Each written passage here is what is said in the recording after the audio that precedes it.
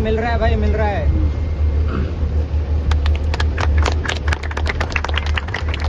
Mill गया।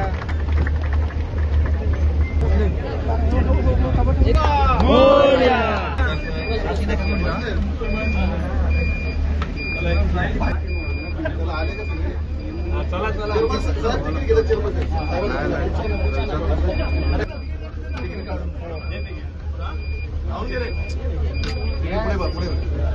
दादा ticket दाखवा, दादा तिकीट दाखवा, तिकीट हा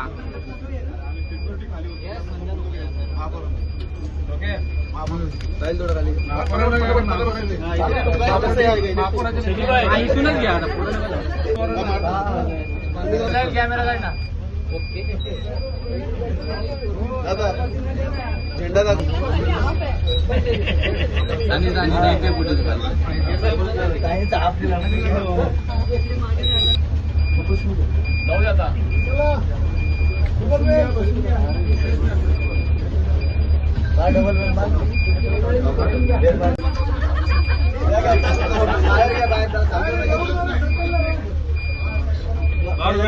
रे बाहेर मास्टर दरवाजे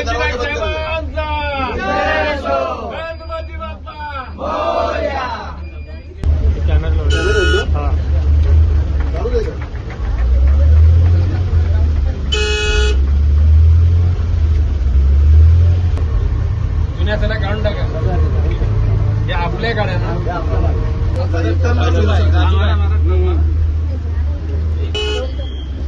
दादा बस मध्ये बसून कसा अनुभव एकंदरीत या उपक्रमाविषयी? आता पूर्वी डिझेल पेट्रोल, आता सीएनजी झाली। भविष्य काळामध्ये भारतात नाही तर जगात सगळ्या गाड्या इलेक्ट्रिकल व्हेकल होणार आहे। तर हे क्लायमेट चेंजचा जर परिणाम आहे, जर न्यूट्रलाइज करायचं असेल तर झाडं लावणं, झाडामधून पर्यावरण निर्माण करणं आणि त्याला मदत म्हणून इलेक्ट्रिकल व्हेकलचा वापर करणं, म्हणजे स्वतःच्या मोटरसायकल, कार, गाड्या, ट्रक आणि भविष्य काळामध्ये त्याच्याशी दुसरा पर्याय नाही। सीएनजीच्या बाबतीत आपलं काय मत आहे? आता जोपर्यंत 100% इलेक्ट्रिकल व्हेकल सक्सेस होत नाहीत तोपर्यंत सीएनजीच्या गाड्या त्याला पर्याय आहे। म्हणजे डिझेलपेक्षा सीएनजी मध्ये पोल्युशन कमी आहे। ज्याप्रमाणे एनएमएमटीची वाटचाल चालू आहे, सक्षम वाटते तुम्हाला एनएमएमटी? हे बघा, आता इतक्या 8 वर्षांमध्ये 20 गाड्या राहिल्या होत्या। आता हे आल्यानंतर या 2-3 महिन्यामध्ये या लोकांनी 150 गाड्या ऑर्डर केल्या, त्याच्यातले 50 गाड्याचे लॉट आलेले, अजून 100 गाड्या येतील। त्याच्यावर सारासार सगळे विचार करेल आणि नंतर निर्णय घेईल। मुंबईच्या जनतेची सेवा विविध प्रकारे करणं हे महापालिकेच्या प्रतिनिधित्व करणाऱ्या लोकांचं काम आहे। कधीही मुंबईच्या जनतेचं हित दुर्लक्षित केलेलं नाही आणि म्हणून भविष्य काळामध्ये मुंबईच्या जनतेला अधिक सुखकर अशी प्रवास करण्याची सेवा देण्याचा मनोदय आम्ही घेतला आणि महापालिका परिवहन सेवा या सर्व घटकांनी ची पूर्ती करण्याचं ठरवलं आणि त्याचा सुरुवात 51 बस या ठिकाणी जनतेच्या सेवेत आलेले, भविष्य काळामध्ये राहिलेल्या 99 बसेस लवकरच येतील।